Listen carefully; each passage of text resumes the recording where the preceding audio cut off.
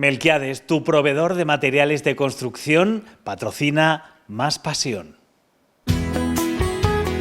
Melquiades Sellín, centro de materiales para la construcción y decoración. Cerámica, baños, saneamiento, griferías. Te asesoramos en la toma de decisiones para tu reforma. Servicio y suministro a pie de obra. Amplio stock en azulejo y grés de las principales marcas del sector: Tau, Pamesa, Crespania. Sección de ferretería y bricolaje. Complementos de jardinería y decoración exterior. Melquiades Sellín, cuestión de confianza.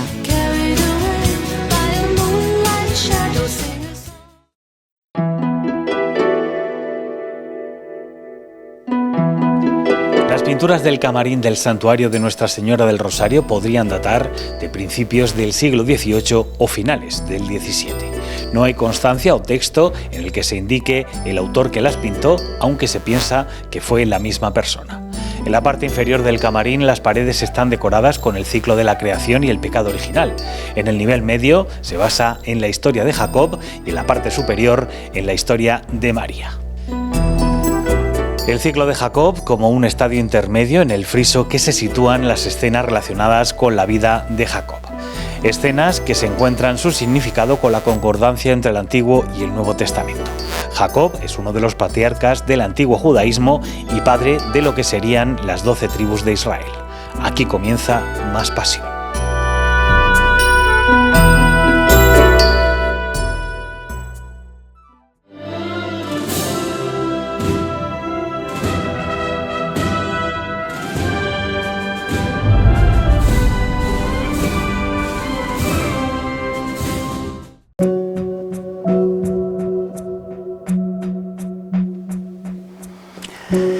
Y bienvenidos a Más Pasión. Otro día nos encontramos en este santuario del Rosario porque nos quedaba una cuenta pendiente, nos quedaba una parte, ¿no, Marian, del camarín del Rosario, ¿no? Cuéntanos qué parte vamos a ver hoy. Bueno, pues hoy vamos a ver ese interludio que hay justo abajo, o sea, entre medias del Génesis y del Nuevo Testamento, que es el ciclo de Jacob, y por último pues analizaremos los elementos de la bóveda con ese ciclo mariano. Oye, he vuelto varias veces desde el último programa que hicimos y cada vez me doy más cuenta de más detalles que tiene el Rosario, ¿no? Terminábamos el programa diciendo que la gente venga, ¿no?, a ver lo que disfrute, pero yo es que cada vez, y cuanto más conozco, más detalles me doy cuenta que tiene, ¿verdad? ¡Qué hermosura! Pues me alegro muchísimo porque en eso consiste, de que pues eduquemos la mirada, tengamos ese relajo en la contemplación y en el gozo de estar en un sitio tan plagado de obras de arte y que nos cuenta tanto de nuestra historia y de nuestra cultura. Pues volvemos al camarín y vamos a ver detalles que normalmente o quizá no conocemos o que pasan desapercibidos para que cuando vengamos podamos interpretarlo. María, muchas gracias por estar con nosotros otra vez. ¿Vamos?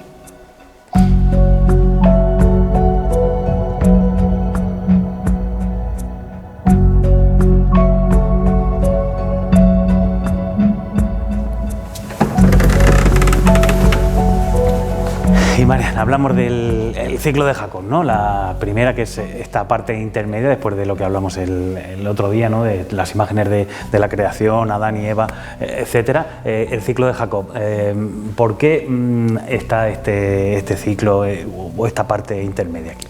Pues me alegro que me hagas esa pregunta porque precisamente está en una transición entre las pinturas veterotestamentarias y del Nuevo Testamento, y propiamente siempre, y sobre todo desde la Edad Media hasta los siglos XVII y XVIII, se utiliza el ciclo de Jacob como una transición. Entonces es ese nexo de unión entre las antiguas y las nuevas escrituras. Oye, esta historia de Jacob quizás no es muy conocida por el resto del mundo, igual que sí que es verdad que Adán y Eva, la creación, luego las pinturas de arriba, ¿no?, de las pinturas marianas quizás sean más extendidas, ¿no?, más mainstream, ¿no? Eso es, efectivamente, sí, las tenemos más conocidas desde nuestra educación en el colegio espiritual y las que acostumbrados estamos a ver, pero el ciclo de Jacob, una vez que lo conozcamos, nos vamos a fijar que también aparece en muchos sitios, quizá pase desapercibido, pero vamos a ver algunos elementos que vamos a reconocer en otros puntos. Y antes de hablar de las pinturas, tenemos que decir algo, alguna pequeña introducción de quién era Jacob. Bueno, Jacob es uno de los patriarcas y bueno, pues dentro de las historias bíblicas tiene unas interpretaciones que además se llevan todavía se llevan muy a cabo también en la vida moderna y bueno, pues creo que es muy interesante que aparezca aquí citado para conocer un poco más, sobre todo de la simbología que tiene este personaje. Oye, el orden es difícil de seguir, quiero decir, ¿están ordenadas cronológicamente según la historia de Jacob o no? Mayoritariamente sí, quizá haya un pequeño salto al final. Lo que ocurre es que en este caso el pintor, el autor de las pinturas del Camarín, en muchos casos aglutina varias escenas en el mismo lienzo porque la historia es muy extensa y está plagada de momentos interesantes, y aquí el autor pues quizá aproveche varios lienzos para, pues de manera velada, retratar varias escenas de su vida. Por si alguien se perdió el anterior programa, no conocemos la autoría de las pinturas. Efectivamente, no se conoce la autoría ni el contrato, o sea, ni la orden quien dio para pintar este Camarín. Bueno, con la primera, ¿no? Empezamos con la primera pintura, que sería la que tenemos encima nuestra, ¿no? Efectivamente, justo encima de nuestras cabezas encontramos un gran lienzo que vemos en primer plano a dos personas que pues comparten un plato, y en un segundo plano pues vemos a un padre pues imponiendo sus manos sobre su hijo. Tenemos que decir que Isaac es el padre de Jacob y Esaú, estaba casado con Rebeca y tiene dos hijos gemelos como serían Caín y Abel, pero en este caso no corren la misma suerte que los otros hermanos. En este caso, la interpretación de estas pinturas es precisamente no lo vamos a decir, no lo vamos a llamar traición porque no se entiende así, pero es cuando Jacob compra a su hermano Esaú el derecho de primogenitura. O sea, Esaú era el mayor, efectivamente. Jacob el pequeño.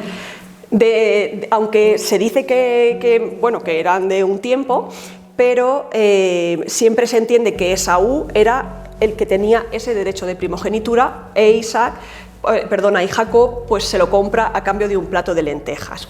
Parece ser que hay varias interpretaciones sobre el derecho de primogenitura. En muchos casos se ha interpretado como que era el heredero universal, que no es así. El derecho de primogenitura va un poco más allá y tiene un componente más espiritual. Entonces, pues ahí hay unas connotaciones quizá diferentes a lo que cabría pensar que es lejos de lo material. Y luego aquí vemos como en la primera escena, ¿no? Porque hay dos escenas. Eso es. Diferenciadas, ¿no? En la primera que se ve cómo le está dando un plato, Jacob es el que está así como sentado, ¿no? En una posición más baja, y su hermano en una más alta recibiendo... Sí. Por lo que le compró, ¿no? La primogenitura. Efectivamente, por un plato de lentejas, es lo que dice la tradición. Vuelve el plato de lentejas al cristianismo, ¿no? Sí. Como quizás un símbolo. Efectivamente, de hecho, la tradición nos habla que Esaú es una persona mucho más activa, es cazador, y sin embargo Jacob es una persona pues más hogareña, más recogida, también más espiritual, nos quiere llegar a decir también esa Sagrada Escritura. Pero si bien es cierto, pues digamos que lleva a engaño un poco a su hermano en dos ocasiones, porque de hecho ahí está la segunda escena. La segunda escena que tenemos, que nos queda a nosotros a nuestra izquierda, a la derecha de las pantallas de nuestros espectadores, ¿no? Es otro engaño, ¿no? que juega Jacob. Sí. Pues amparado por su madre, Rebeca, urden un plan para arrebatarle el derecho de primogenitura. Bueno, no el derecho de primogenitura que ya le ha comprado por el plato de lentejas, sino la bendición del padre, que era un hecho muy importante. La cuestión es que el padre manda a Esaú a cazar y le dice: ve y caza un cordero y me lo guisas como sabes que a mí me gusta, porque estoy a punto de fallecer y me gustaría darte mi bendición antes de que llegue el momento. Y así lo hace, y Rebeca, la madre que se queda con la copla, le insta a su hijo menor, a Jacob, a disfrazarse o a suplantar a su hermano, le da sus ropas e incluso llegan a disfrazarlo con una suerte de vellos de animales, porque Esaú era velludo y el otro era lampiño. Y entonces así engañan al padre y le da la bendición a Jacob. Hay algunos textos que llegan a decir incluso que Isaac se había dado cuenta del engaño, pero que, no obstante, entendía que era Jacob realmente la persona que veía más preparada espiritualmente para recibir esa bendición y pues ser el patriarca y tener a su servicio a los hermanos y demás. Entonces, bueno, la bendición parece ser que una vez dada no se puede retirar y de esa manera pues es Jacob quien la recibe y su hermano Esaú, al saber de esa escena, pues monta en cólera, y es cuando nos da paso a la siguiente escena, cuando Jacob debe marcharse porque ha ofendido gravemente a su hermano.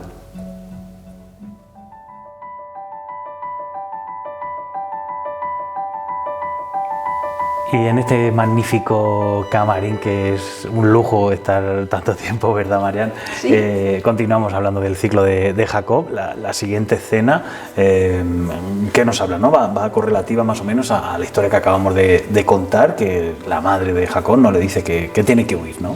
Sí, efectivamente. Ella sabe que ha traicionado a su hijo. Mejor dicho, Jacob ha traicionado a su hermano con ayuda de su madre y debe de huir, y precisamente es en esta escena donde vemos a Jacob huyendo de Canaán, y vemos a su madre pues cómo lo despide pues de manera también pues con ese gesto solemne y de despedida. Le indica que debe marcharse y al mismo tiempo pues lo despide con cariño. Oye, hay una figura que es un poco difícil de interpretar, ese niño que tiene la madre, ¿no?, abrazado mientras despide a Jacob. ¿Qué interpretaciones le podemos dar?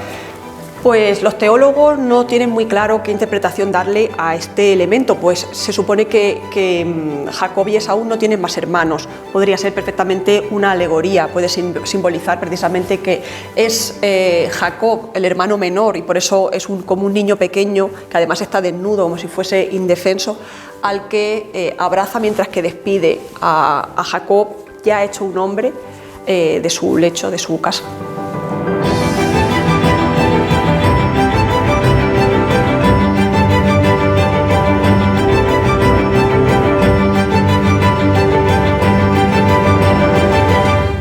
Y esta escena, ¿no?, la más conocida, de las más conocidas, ¿no? Efectivamente, aquí es donde comienza, digamos, el segundo ciclo de la vida de este patriarca Jacob, y es uno de los episodios más importantes en su vida mística. Cuéntanos, ¿qué representa? Bueno, pues aquí Jacob lo vemos en el centro de la imagen, pues va camino de Harán a visitar a su tío Labán y hace un alto en el camino para descansar. Acoge una piedra y la acomoda a modo de almohada, y esa noche pues tiene un sueño, y sueña precisamente con esa escala de donde suben y bajan pues ángeles. Desde lo alto de esa escalera Dios le habla y le dice que ese será su sitio, su tierra, es Israel. Y pues al día siguiente, cuando Jacob despierta, coloca esa piedra a modo de estela, la unta con aceite pues para remarcarla y la nombra Betel, la casa de Dios. ¿Y cómo lo representa aquí el autor? Pues precisamente esa escala mística. Además vemos que tiene ese halo, esa luz que desciende desde lo alto, y además, como decíamos al principio, es una de las escenas que vamos a ver más representadas en otros templos. Por ejemplo, en el camarín de la Inmaculada también aparece esa escala de Jacob, de donde suben y bajan personajes celestiales.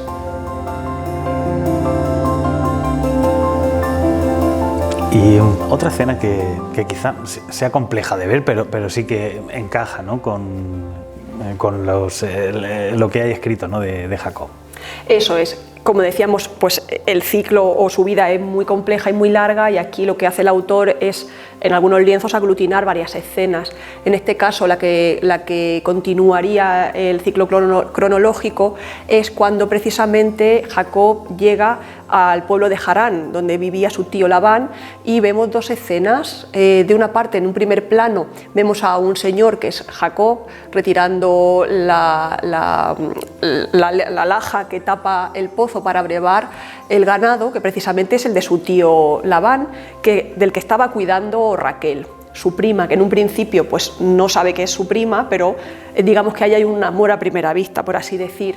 Entonces él la ayuda a retirar esa laja para brevar el ganado y bueno, pues tiene un impulso de besarla y entonces pues Raquel corre a hablar con su padre para avisar de que ha llegado pues Jacob, lo que ha sucedido, y entonces ahí donde surge la segunda escena, donde encontramos a una mujer, vemos con la saya rosada y el hombre de azul, que sería Labán, es el padre de Raquel, hermano de Rebeca, la madre de Jacob, y bueno, pues ahí le está hablando al padre de lo que ha sucedido, y es cuando Labán le dice a su sobrino que lo acogerá en su casa, le dará trabajo y si desea casarse con su hija Raquel, pues tiene que trabajar durante 7 años. Que luego precisamente... Pero no fue así, ¿no? Al fin y al cabo su tío lo engaña. Sí, digamos que lo que hoy se diría el karma. Pues resulta que cuando pasan los 7 años y llega el día de la boda, cuando va a entregar en matrimonio a la que se suponía que era Raquel, cuando Jacob llega al encuentro, resulta que era su hermana, la mayor, que no era tan agraciada como Raquel, de la que estaba profundamente enamorado. Entonces, bueno, pues Jacob se resigna, se sigue quedando en casa de Labán, donde trabaja y trabaja para que pasen otros 7 años y conseguir casarse también con Raquel.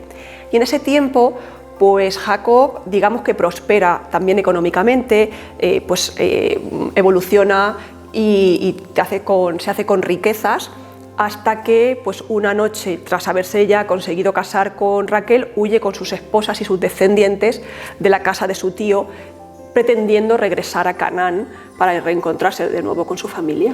Oye, en la bendición de su padre, que debería de haber sido para su hermano, su padre en la bendición no le promete que va a tener muchos hijos, mucha descendencia, va a tener muchas riquezas, ya estamos hablando de ello, y la descendencia que tiene no la tiene solo con sus 2 mujeres, si no me equivoco, que también con las criadas, porque con Raquel no puede tener hijos en un principio y le ofrece a la criada. Sí, efectivamente. Bueno, es que desde ahí salen sus descendientes, los tan nombrados descendientes de Jacob, que luego pues son lo que se supone que es el pueblo de Israel. La familia, ¿verdad? de Israel. Efectivamente, o las tribus y demás que descienden de los patriarcas. Y como tú bien decías, efectivamente, aquí es el cumplimiento de esas profecías que en la bendición Isaac le habla a Jacob.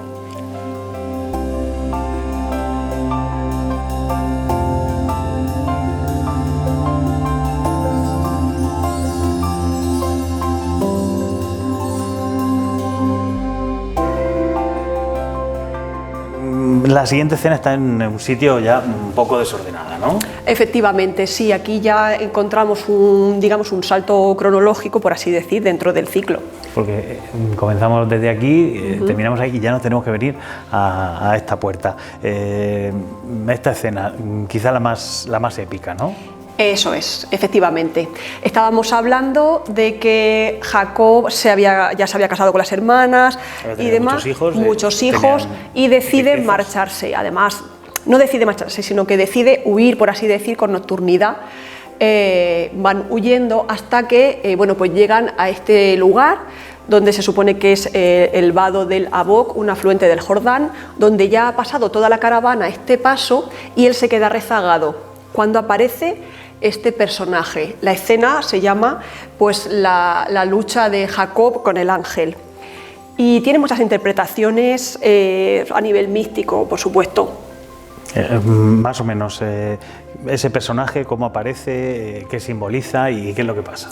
Pues encontramos a 2 personajes enzarzados, tal y como describe perfectamente la Biblia, y tiene interpretaciones como que el ángel sale a su paso ya que está huyendo, como una especie de dentro de los teólogos pues hay ciertas discrepancias, pero sobre todo lo que prevalece es que se trata de una psicomaquia. Una psicomaquia es una especie de alegoría que simboliza una lucha interna de lo que son pues, los vicios y las virtudes de un hombre. Y entonces aquí digamos que Jacob se encuentra en esa tesitura de lucha interna y pues es algo que también le trasciende mucho y le marca espiritualmente. Pero lo que pasa, ¿no?, es que se encuentra con un hombre, con la figura de un hombre, sí. Se pelean. Efectivamente, se pelean e incluso Jacob lo vence y descubre que es un ángel y decide, lo hiere en una pierna y Jacob le pide que lo bendiga y así lo hace, y de hecho pues luego el texto bíblico alude a que ha vencido al ángel, una criatura celestial, incluso que Jacob ha luchado con hombres y con dioses y ha prevalecido, y entonces por eso pues es el que será Israel.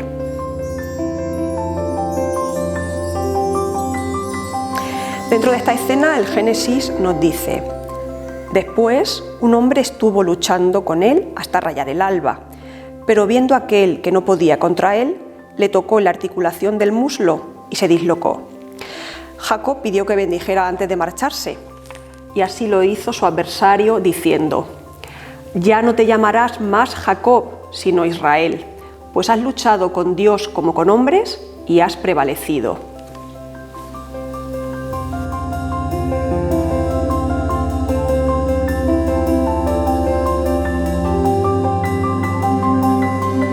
Y vamos ya con la última escena, una escena un poco rara, ¿no? ¿O cómo la definiríamos? Sí, bueno, pues es Jacob místico, es una escena un poco más controvertida porque no tiene referencia bíblica o en el Génesis. Entonces, pues digamos que es un añadido posterior, por así decir. ¿Y más o menos qué representa? Bueno, pues aquí entendemos que es después de la otra porque ya encontramos a Jacob está tullido. Porque ya ha luchado contra el ángel y ha tenido esa revelación mística. Hablábamos de que él financieramente o económicamente pues está funcionando muy bien, y después de ese encuentro de esa lucha interna del bien y del mal, decide ir a Canaán y ofrecerle a su hermano Esaú el mejor de sus ganados. Él se siente mal por lo que le hizo en su día a su hermano y pues trata de compensarlo.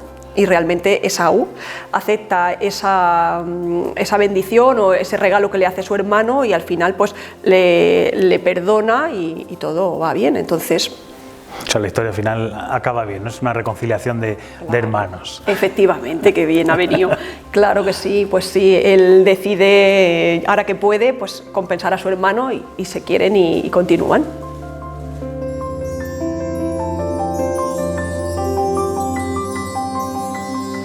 Y empezamos aquí, ¿no?, a contar la vida de Jacob, como está representada en este camarín de la Virgen del Rosario. También nos hace, ¿no?, una pequeña enseñanza Jacob, ¿no?, que al final termina bien, ¿no?, con esa reconciliación de hermanos. Sí, efectivamente, pues tiene su moraleja como cualquier texto o arte religioso pretende concienciar y tocar pues eso, la fibra de todo aquel que lo contempla. Entonces pues no es menos, por supuesto. Oye, con todas las cosas que hay que contar, tenemos que terminar aquí, pero aún nos queda la parte más importante, ¿no?, la parte de arriba de la bóveda, que cuenta la historia de María, ¿no? Efectivamente, aquí tenemos el ciclo de la vida de María también y de la infancia de Jesús, y bueno, pues ya es otra clave quizá más alegre, y bueno, ya el propio colorido de la bóveda y de las pinturas nos habla pues en otro sentido. Pues en los próximos programas hablaremos de esta cúpula de la vida de María aquí en el camarín, en el Santuario del Rosario, en el corazón de nuestra patrona, la Virgen del Rosario, en Más Pasión. Muchas gracias por su atención y que sean felices.